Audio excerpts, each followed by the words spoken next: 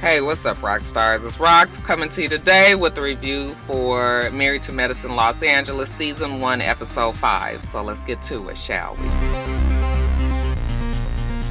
Okay, so the show opens with Asha, dramatically telling everybody they better check Shanique before she does. You guys gonna let her do that? You better tell her something before Girl, you go on and tell her. But no, she has to have the dramatic exit instead. She goes out and she sits down and she calls Dr. Larry, her husband of 2 years. And she's telling him how Shanique is so messy and how she's telling her about his ex. And how basically she was saying that him and the ex still had contact with each other and that, that there was some infidelity basically. Now, Dr. Larry ain't saying nothing like, what? That's some bullshit and a straight up lie. All he keep on saying is like, what? Really? Really? No, you don't say. Really? Oh, man. Yeah, that's, so he's not really co-signing on it. And I did notice that. Now, of course, that could be editing. The producers always can sway us to make us feel a certain way. But it didn't seem like, anyway, that he was really trying to deny anything that Shanique said. But yeah, she called him to talk her off the ledge. She's very upset. Now, at the same time, Dr. Noel is talking to Shanique and said, listen, okay, now, if you knew all of this shit that was going on, supposedly some infidelity or some overlap, as you call it, then why would you even invite her? You already knew that it was going to be some shit. And the other girls sort of agree. Britton says, if you ask me, it's kind of both of you guys' fault. Now, you did tell Asha that she was coming. Asha made the decision to come, and then she had to be confronted or had to see the girl. And so, yeah, it's kind of on both of them. And I kind of agree with Britton. Anyway, Asha, she's about to leave, and Dr. Imani runs up to her and is just like, wait a minute, don't leave, come back. And Asha was like, I'm only coming back if she apologized. Why do people put so much stock in apologies? Like, you probably didn't mean that, especially at this moment. Maybe after you sit back and take some time to reflect on the bullshit that you said, then maybe you would mean it then. But you mean to tell me 20 minutes later you feel differently? So I wouldn't care if she apologized to me. But Imani was like, well, I can't promise, that she will, but you come on back and we're going to see what we can do. Because, damn it, Imani was like, this is my shit. Okay, I'm the boss here. I'm the daddy. Don't be trying to outshine me and blow up and all of that. So Asha comes back. Okay, she sits down. She's got her hands crossed and legs crossed. She's upset. And Shanique says, you know what, Asha, I apologize. It was not my intention to make you feel like he was being, that he was cheating on you. She was just trying to, be a part of this whole truth, trust, and transparency that we were supposed to be, truthfully, trustfully, and transparency. So she apologizes, and Asha seems to be happy with that. Then she says, that she don't have anything else to say. Well, fine. You know why? Because Jasmine got some shit to get off of her chest. Britton tries to say that Jasmine has a wall up, and Jasmine's like, whatever. I ain't got no fucking wall up. Okay, let's talk about what Imani said about my damn husband. That's when Imani says, well, from what she saw looking at the house, it seemed like her husband was a drug dealer. And Jasmine was like, that's ignorant as fuck. Imani tries to give her the same argument that she's a psychiatrist. She's the same doctor as he is. She has a medical group like he does. However, she don't have it like him. And she was like, so the fuck what? So what does that mean? Everybody is not on your same level of success, Imani. Oh, well, why she say that? Now Imani is offended that you trying to say that Imani ain't got it going on. And she says, well, if he was a white man, would you have felt like that? And Imani says, yes, I would have. But I wonder, if she really would have gone so hard about saying that he was a drug dealer had he been like some just straight up white guy. So that was the interesting thing, and that Jasmine actually brought that up. What do you guys think Imani would have thought? So now Imani starts to get indignant, she can't believe she's talking to her and saying these shit. She stands up and she's kind of towering over Jasmine. And Jasmine's like, bitch, sit down. Okay, you ain't scared no damn body. You up here worried about my fucking husband. Maybe you need to be worried about your damn husband and the fact that he ain't had a hit in years. Well, the husband ain't, is he really out there like that? But It's terrible when you got to start talking about spouses and shit, but I guess eye for an eye. So Asha tries to jump in, tries to hit on Jasmine's education, I guess. Did you graduate from college? I sure did. She went to Long Beach Tech. I mean, Long Beach Poly. And so she was like, oh, okay, I teach there. All right. I was just like, and she was like, maybe you can come to my class. And Jasmine was like, why would I want to come to your old bootleg ass, acting 101 class? Everybody did laugh at that. It was a good ass comeback. And Asha should have felt like something for trying to attack the girls. Like I said, she could be frivolous, but she had every right to kind of feel the way that she did. I guess she was trying to say that she was a dummy. Shanique leaves with her, and then Asha tries to get a second round of her dramatics, and they shut that shit down like, girl, ain't nobody got time for you, and this is done. They're gone. So then we get the split story where we see Asha talking with Dr. Larry, and we see Shanique talking to little tiny Robert. Dr. Larry comes home from a hard day's work, and Asha's all sexy, and she got the wine out, and she was like, let's get in the hot tub. Okay, Dr. Larry says, okay, why not? When they get in there, she talks to him about what happened at Imani's event. And she's heard about it. Heard about the infidelity that Shanique was suggesting. And again, Dr. Larry, y'all, am I just really being hard on Dr. Larry? Am I really being too critical of him because something feels awry there?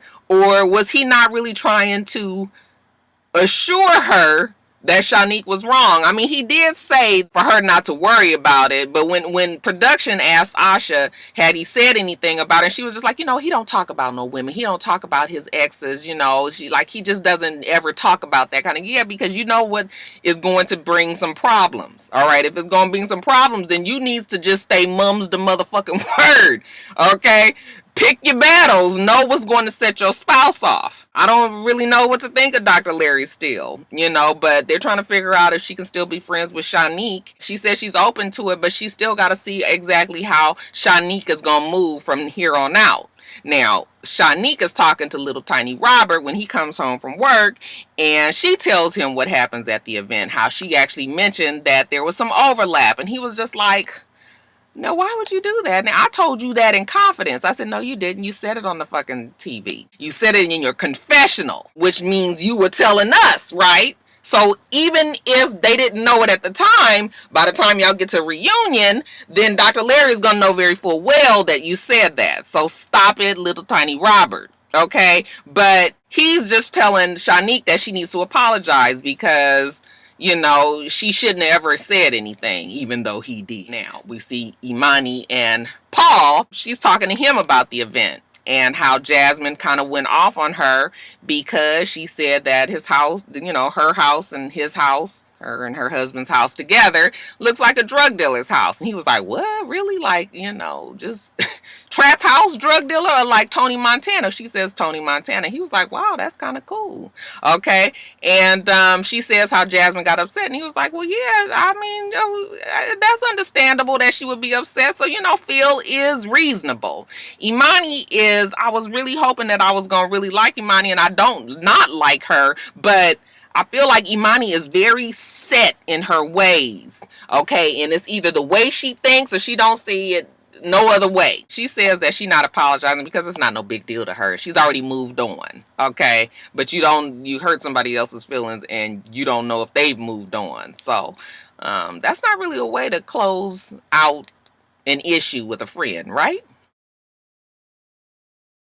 Britain, her husband's giving her this ultimatum. She got to get this house in 3 months or bring that ass back to Orlando. She don't want to go back to Orlando. So now they're out in Camarillo, and they're looking at property out there. Very much far away from Los Angeles.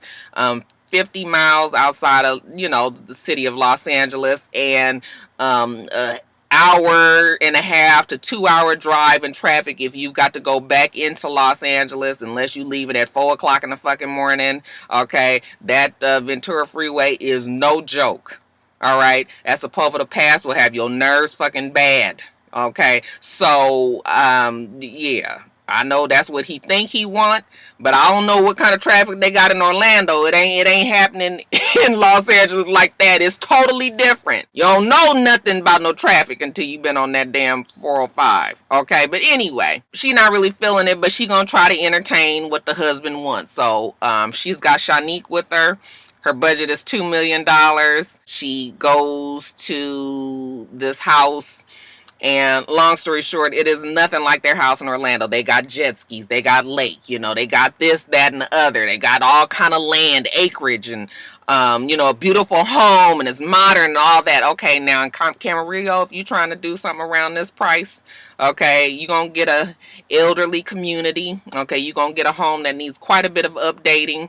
Okay, you still probably not going to get the land that you asking for. Okay, you not in the hustle and bustle of Los Angeles, and some people don't want that. Okay, but you just got to understand what you're going to if you're trying to do that. And that's not what she wants. And really, truthfully, that's probably not what Mac is going to want either. But he knows, because he's a real estate agent, right?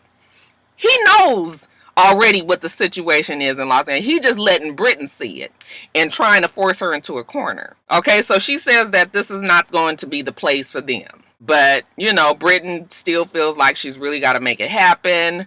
And one of those other ultimatums that he gave her, she got to find a job, like a permanent job, because right now you guys know she's like a contract worker. So she goes to this female cosmetic surgeon's office who has an all-female staff, and she feels like that's going to be a good place for her to work in. She says when the lady is interviewing her and she's asking her about her experience and her being in the military, and Britain says that it was great experience. She learned how to work under pressure, under uncertain circumstances. A lot of times they even had to work on their enemies. Okay, they had to work on people who were blindfolded, people that had shit blown off of them, very, very mentally draining situation, but she still knew that she had to get it done. So she definitely knows how to work under serious pressure, serious stress. And she won't have to deal with that in Beverly Hills, obviously. But how would you put all of that experience into like our Beverly Hills clients? She says, well, they want perfect, right? Okay, well, ain't no situation where I can't give them perfect. All right, I've been through the worst, so this is like a breeze. So the lady seems to really like Britain, and Britain is hoping that she gets hired there because, like I said, she said it feels like it's a good fit. So good luck to Britain on that one. Now we see Dr. Noel. She's picked up her daughter early from school. She said the school called her and told her that her daughter wasn't feeling well, but Dr. Noel knows that her daughter's not sick. So she asked her daughter, like, what gives? What's the problem? And her daughter was like, basically ain't no black folks there. All right, it's a whole bunch of white people. She doesn't feel comfortable. Nobody looks like her, which is an interesting thing for somebody her age to say, So I don't know if she's already heard people talking about that in the background, because usually kids that age are not really concerned about, well, I'll take that back. They probably are, but more so she would be more concerned about her friends. Okay, leaving her friends, having to go to a whole new school, 6th grade, like our middle school is already tough enough, and then for you have to change school. So anyway, so I kind of picked up on that, but Noelle is trying to tell her that this is a good move for her. Their resources give them the opportunity to put her in a better school. In the long run, this is going to be good for her. But it's only been 5 days, and her daughter tells her it was the worst 5 days of her life. I laughed because I was like, it sounds exactly like Jada, child. We done been through some things.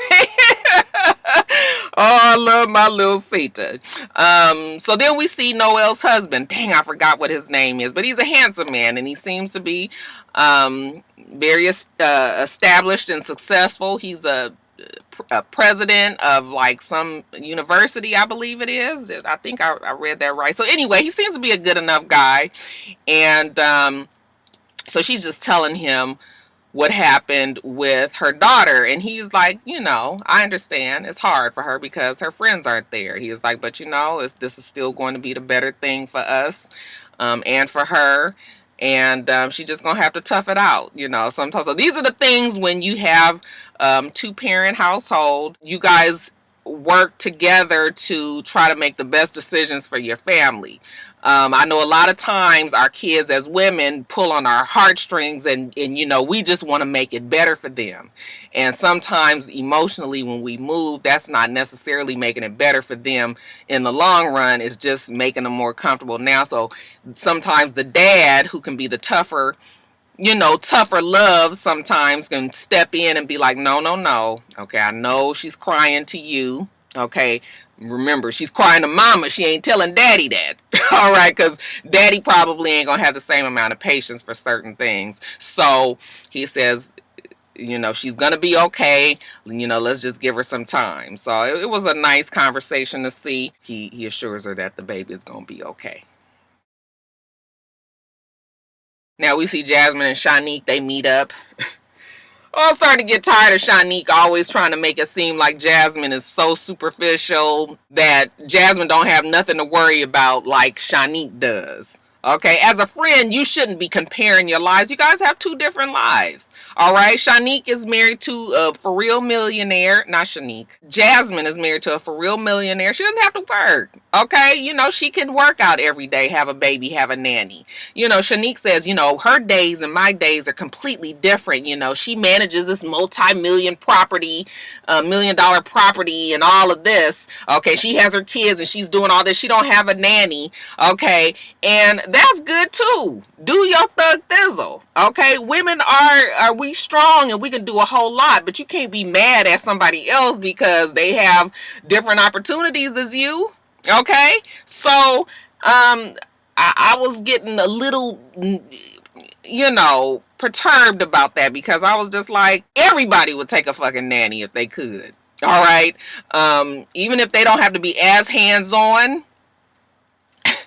Yeah, nannies definitely help. Even if they could just be with the baby when you take your ass to sleep at night. I got all day. Let me get my 8 hours in. And then, you know what? All day you ain't got to do nothing. But yeah, nannies help. So it was getting on my nerves. But anyway, it was like kind of filler part of the episode to me. Okay, nothing that they sat down and talked about made any difference to me, other than the fact that we saw that Shanique looks at herself as a superwoman. Then we saw Britton and Imani go and get tattoos. Again, this felt filler as well. Britton has tattoos already, so she, don't need no more. Y'all don't need to know where the other ones are. But Shanique goes and gets, not Shanique, Imani goes and gets Ether tattooed on her ankle.